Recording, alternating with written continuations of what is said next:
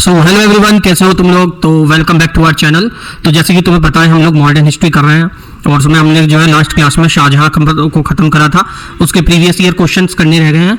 उसके previous year और जहांगीर के प्रीवियस ईयर दोनों के, और आज वाली क्लास औरंगजेब, तीनों के प्रीवियस ईयर एक ही क्लास में निपटा देंगे क्योंकि ज्यादा क्वेश्चन बने इसमें। औरंगजेब से बने हैं, शाहजहां और जहांगीर से ज्यादा क्वेश्चन नहीं है और अकबर से हैं, तो वो सब हम लोग देख लेंगे। अगर क्लास अच्छी लग रही है, अगर तुम फॉलो कर रहे हो तो उसके नोट्स जरूर बनाते चलना। टेलीग्राम चैनल से ज्वाइन कर लेना, वहां पे जाके लिंक जो दिया होता है वीडियो के चैनल के डिस्क्रिप्शन में लिंक है, वहां से जाके टेलीग्राम चैनल को ज्वाइन कर लेना, जिससे तुम इसकी पीडीएफ जो भी पीपीटी में ये है आज की क्लास होगी वो पूरी क्लास एज इट इज वहां पे पढ़ जाती है।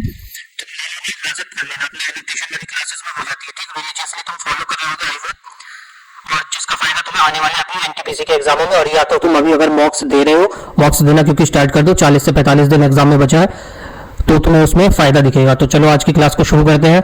बिल्कुल ही मेरे चरणों में आपका बहुत बहुत प्रणाम है। ठीक है, आपकी उम्र मुझे लग जाए। ठीक है, तो आज से क्या हम लोग करने वाले हैं, औरंगजेब करेंगे।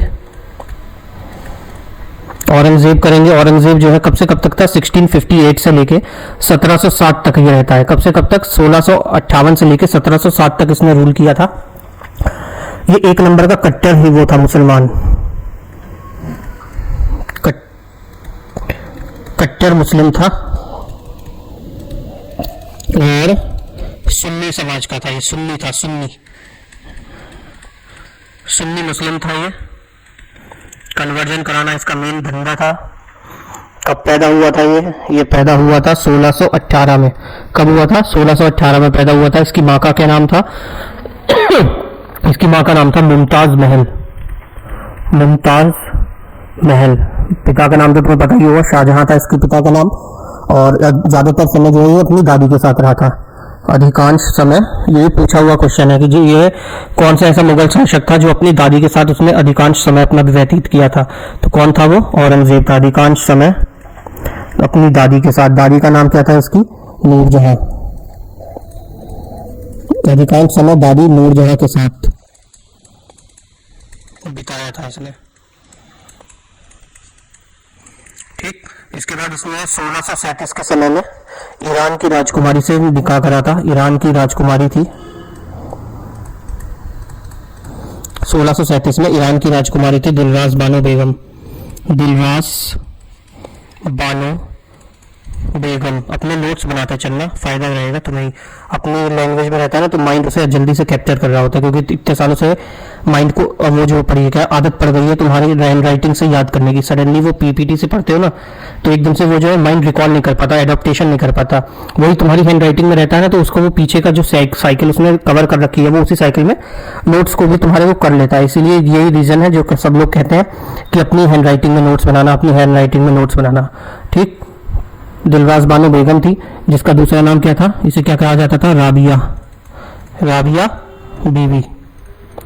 इसको दूसरा नाम क्या था, राबिया बीबी भी इसको कहा जाता था। इसने जो है अपना 2 बार राज्याभिषेक करवाया था। 2 बार राज्याभिषेक करवाया था। पहले करवाया था 1658 में, जब इसने जो है समूहगढ़ जीता था। समूहगढ़ विजय की थी। समूहगढ़ विजय के समय इसने जो अपना राज्याभिषेक करवाया था, कहाँ पे, आगरा में। और दूसरा इसने राज्याभिषेक करवाया था 1659 में। दूसरा कब हुआ था, 1659 में, जब इसने देवराय जीता था। देवराय विजय किया था, देवराय विजय। इस समय इसने जो है अपना कहाँ पे करवाया था, कहाँ पे, अजमेर में। ये याद रखना कि 2 बार राज्याभिषेक हुआ। कहाँ कहाँ पे, पहली बार आगरा में, दूसरी बार अजमेर में इसने किया, 1658 में, 1659 में, समूहगढ़ विजय में, और दूसरा था देवराय विजय। ठीक, इसके बाद देखो इसने उपाधि ली थी। उपाधि किसकी ली थी, आलमगीर की। किसकी, आलमगीर। ये याद रखना, बहुत लंबा है वैसे तो, अब्दुल मुजाफिर औरंगजेब बहादुर आलमगीर, लेकिन वो पूछता आलमगीर ही है खाली, इतना लंबा पूरा नाम पूछता नहीं है। बस एक बार बता दिया मैंने कि तुम्हें माइंड में रहेगा, रिकॉल कर सकते हो आराम से। टीचर इसका कौन था, मीर मोहम्मद हकीम। ये इसका जो है टीचर रहा था औरंगजेब का। ये सुन्नी जो था, सुन्नी मुस्लिम था, और इसने अपने आप को क्या कहा था, जिंदा पीर कहा था। जिंदा पीर, अपने आप को जिंदा पीर कहता था, कहलाता था। क्या कहलाता था, जिंदा पीर कहलाता था। बार बार रिपीट कर रहा हूँ ताकि इजीली तुम्हें जो है याद हो जाए साथ साथ में ही। सजदा एक तो, और दूसरा था सजदा, और दूसरा क्या नाम था, पाबोस। क्या था, सजदा और पाबोस दोनों को इसने जो है बैन कर दिया था। और साथ ही साथ इसने जो है गुलामी और सती प्रथा को भी बैन करा था। गुलामी और सती प्रथा को भी इसने जो है बैन कर दिया था। ये दोनों चीजें बैन हुई थी इसी के समय में। इसके बाद इसने जो है मथुरा में मंदिर का तोड़ना शुरू करा था इसने। यही था वो जिसने मंदिरों को तोड़ तोड़ के बवाल कराया है, और हम हमारे मंदिर तोड़ के अपनी मस्जिद बनवा ली और कह दिया कि हमने बनवाया। उसके बस की कुछ नहीं थी, क्या मंदिर तोड़ के बनवाता है। मतलब चोरी कर सकता था चोर, अपना ओरिजिनल तो कुछ ला नहीं सकता। मथुरा में इसने जो है केशव नारायण मंदिर तोड़ा था हमारा। केशव नारायण, मथुरा में केशव नारायण मंदिर जो था उसको तोड़ा था। केशव नारायण मंदिर, ये शात अजीब ही हो रहा है। केशव नारायण मंदिर इसने जो है मथुरा में तोड़ा था। ठीक, और जो कि वहां पे कौन था, वीर सिंह। कौन था, वीर सिंह बुंदेल। कौन था, वीर सिंह बुंदेला, जिसने जाके इसके कहने पर जो है तोड़ा था। हमेशा देखो अपने ही अपने को मारते हैं। अंग्रेजों के और सबके आने का कारण क्या था, हम ही लोगों में गद्दार होना। गद्दार हमेशा छुप के ही वार करता है। 1665 में होता है, ट्रीटी होती है पुरंदर की, ट्रीटी ऑफ पुरंदर।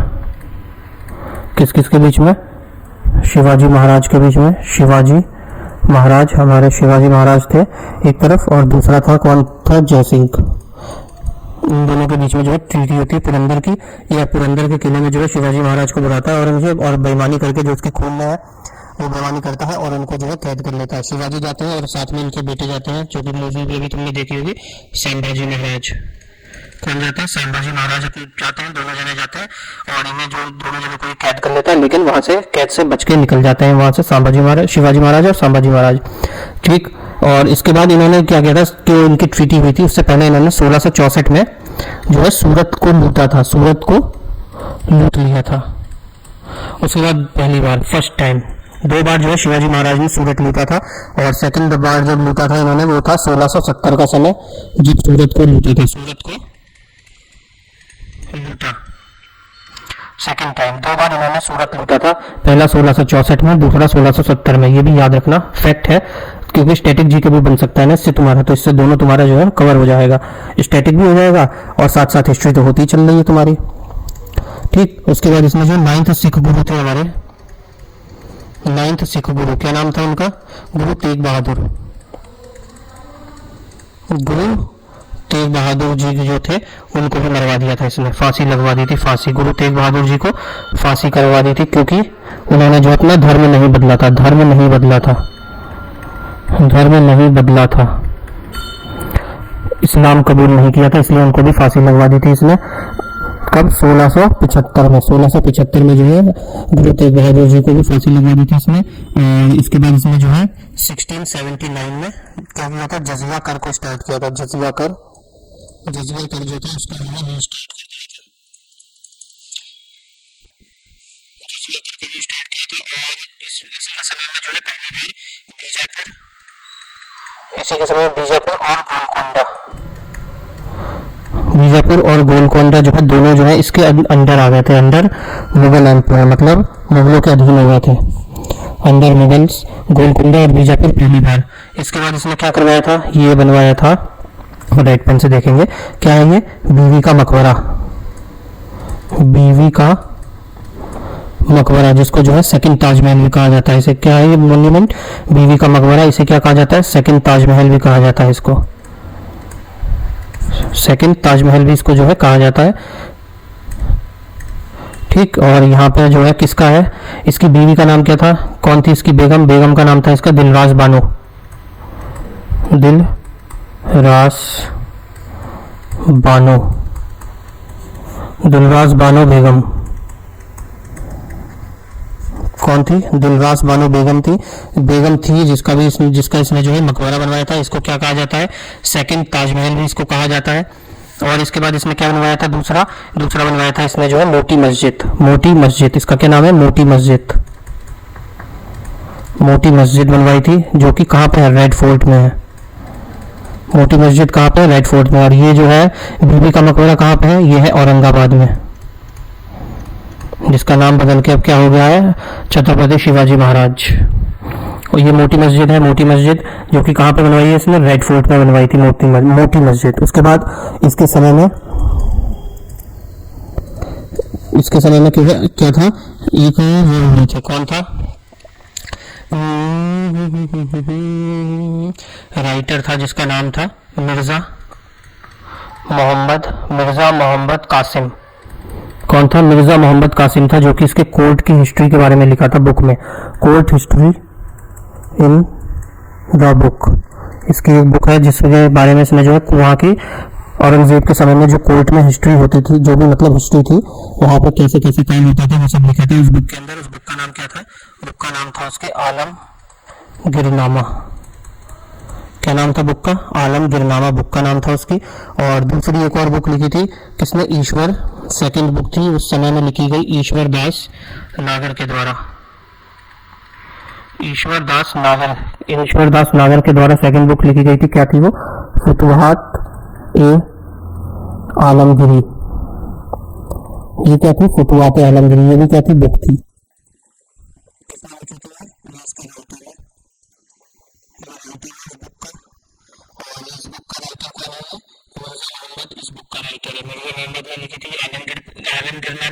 और ईश्वर दास नागर ने लिखी थी फुतुहात ए आलमगिरी। ठीक,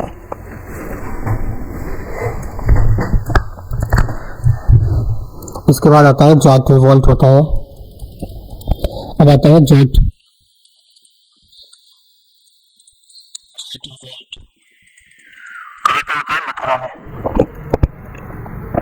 मथुरा में होता है जाट रिवॉल्ट। किसकी लीडरशिप में, ये किसकी लीडरशिप रहती है इसकी, इसमें लीडरशिप रहती है गोकुला और साथ में होता है राजा राम।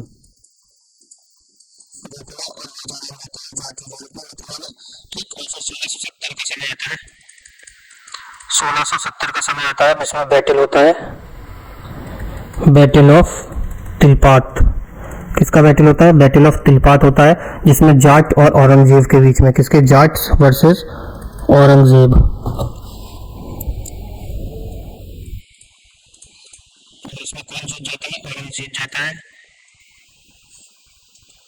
औरंगजेब जो है बैटल जीत जाता है। और जाट की तरफ से कौन मारे जाते हैं, गोकुला जो थे ये जो है मारे जाते हैं, गोकुला किल्ड, गोकुला मारे जाते हैं यहाँ पे। इसके बाद यहाँ पे लीडर कौन बनता है, गोकुला के मरने के बाद जो है नया लीडर के रूप में निकल के आते हैं राजा राम। फिर राजा राम की भी मृत्यु हो जाती है, फिर एक और नए लीडर के रूप में कौन आता है, राजा राम थी। राजा राम ने क्या किया था, इन्होंने जो है अकबर की कब्र पर लूट लिया था।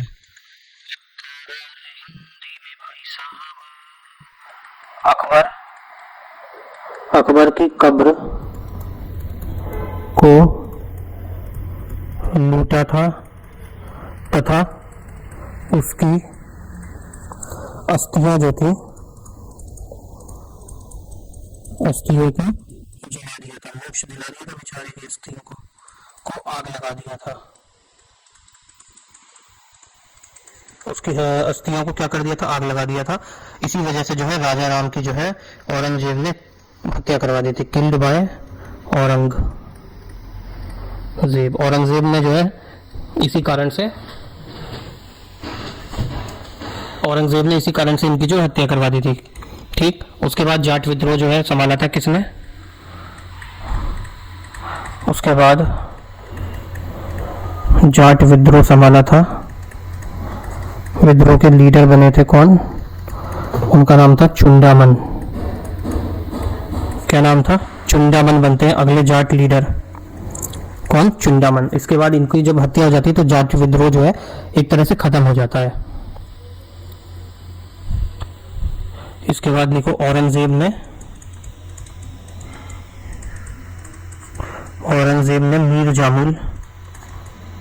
मीर जमुला को कहाँ भेजा था, औरंगजेब ने जो है मीर जमुना को भेजकर क्या जीता था, 3 जगह की विजय हासिल करी थी।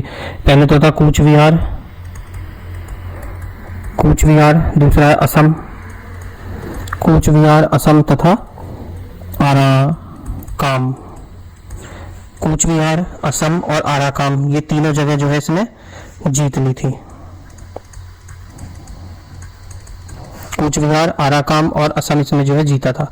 ठीक, इसके बाद जो है इसने बंगाल अभियान जीता था, बंगाल अभियान किया था, बंगाल अभियान।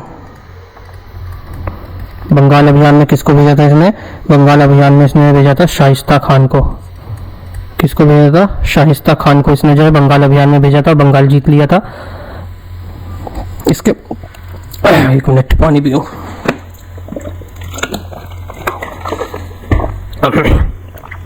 इसके बाद आ जाता है इसका बीजापुर का अभियान। बीजापुर पर जब इसने अधिकार किया था, बीजापुर पर अधिकार, क्या होता है बीजापुर पर जब ये अधिकार करता है, तो यहाँ इसने बीजापुर जीतने के लिए जो है अपने आदमी भेजे थे। कौन कौन भेजा था, जय सिंह भेजा था, बहादुर खान भेजा था, जय सिंह, बहादुर खान और दिलेर खान, ये 3 लोग जो है इसने भेजे थे अधिकार करने के लिए बीजापुर पे, और तीनों ही जो है फेल हो गए थे वहां पे। All 3 were failed to capture Bijapur. So after that ये जो है फाइनली खुद ही आता है, फाइनली खुद आके जो है अटैक करता है, खुद आकर अटैक करता है और जीत जाता है। खुद आकर अटैक करा और फिर ये जो है जीत गया। कौन आता है, फाइनली खुद आकर जिसने अटैक किया और ये जीत गया। ऐसे इसने सेकंड अभियान किया था, कौन सा, गोलकुंडा, गोलकुंडा अभियान। गोलकुंडा पे अधिकार करने के लिए इसने किसे भेजा था, गोलकुंडा पे अधिकार करने के लिए, गोलकुंडा अधिकार करने के लिए इसने भेजा था मुअज्जम को, मुअज्जम को। कौन, अरे यार मेरी हिंदी राइटिंग। गोलकुंडा अभियान के लिए इसने किसे भेजा था, मुअज्जम को। अधिकार करने के लिए गोलकुंडा पे किसको भेजा था, मुअज्जम को भेजा था। मुअज्जम भी क्या रहा था, मुअज्जम भी असफल रहा था, तो इसे यहाँ पे फिर खुद ही आना पड़ा था, यहाँ पे इसे खुद आना पड़ा था, खुद आना पड़ा था, और खुद आता है तो ये फिर जीत जाता है। यहाँ पे गोलकुंडा भी ये जीत जाता है। ठीक, इसके बाद आता है अकबर II, इसका बेटा होता है, बेटा, इसका बेटा होगा। तुम सब नहीं देखी है मूवी, तो वो जो आई है नहीं, छावा, तो उसमें भी दिखाया ना, इसका बेटा है जिसको क्या नाम था उसका, अकबर II, जिसको जो है संभाजी महाराज ने अपने यहाँ शरण दी थी, संरक्षण प्रदान किया था। इसका बेटा होता है अकबर II। अकबर II जो है विद्रोह कर देता है इसके खिलाफ, विद्रोह करता है औरंग के खिलाफ, औरंग के खिलाफ ये विद्रोह करता है और जाता कहाँ है ये, संभाजी महाराज के पास। संभाजी कहाँ जाता है, संभाजी महाराज के पास जाता है संरक्षण के लिए। संभाजी महाराज ने इसको क्या दिया था, संरक्षण दिया था।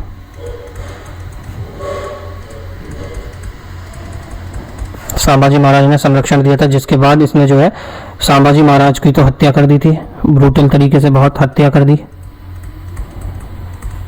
किसने, औरंगजेब ने।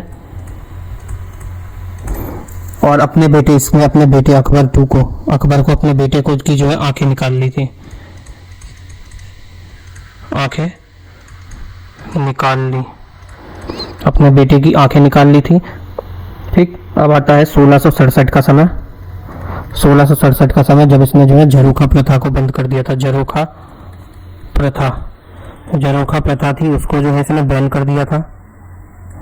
1667 में झरोखा प्रथा को बैन करा। फिर आता है 1669 में, जब इसने जो है मंदिर, हमारे मंदिरों को जो है नष्ट करना शुरू करा, मंदिरों को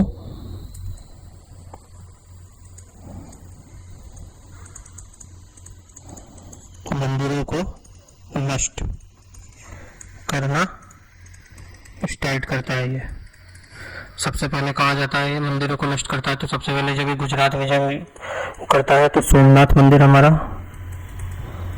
सोमनाथ मंदिर, दूसरा काशी विश्वनाथ मंदिर,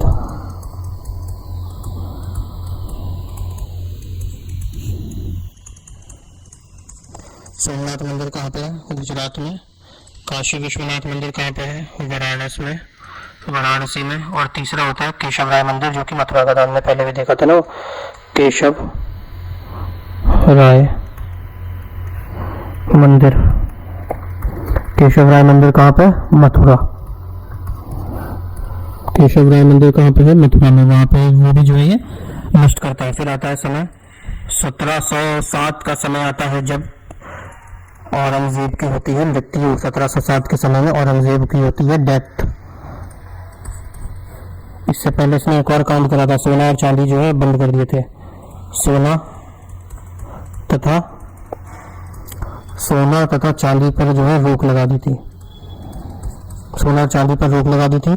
और मुद्रा जो थी वहां पे उस समय जो मुद्रा चलती थी, मुद्रा पर से जो है कलमा हटा दिया था।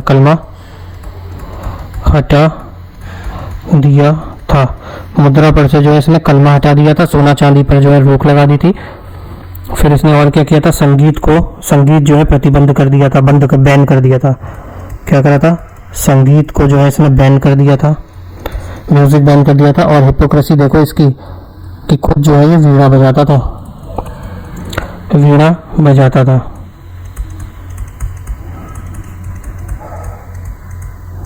खुद वीणा बजाता था और लोगों के लिए जो है संगीत को बैन कर दिया था इसने। और यहाँ पे हमारी जो है क्लास खत्म हो जाती है। Thank you so much. अगर तुमने क्लास को यहाँ तक देखा है तो बहुत ही अच्छा काम किया है तुमने अपनी लाइफ का पैदा होने का। और वीडियो को लाइक करना, सब्सक्राइब कर लेना चैनल को। अच्छा लगेगा ही, अच्छा नहीं लग रहा तो अपना टेस्ट बदलो। वीडियो मेरी बढ़िया है। Thank you so much. मिलते हैं नेक्स्ट क्लास में, जिसमें कि हम लोग लेटर मुगल पीरियड पढ़ेंगे। और लेटर मुगल पीरियड पढ़ने के साथ साथ हम जो है इसके औरंगजेब और शाहजहां और इन सब के, जहांगीर वगैरह के क्वेश्चंस प्रीवियस ईयर में जो भी आए हैं वो सब कर लेंगे। ठीक, मिलते हैं नेक्स्ट क्लास में। तब तक के लिए जय श्री राम।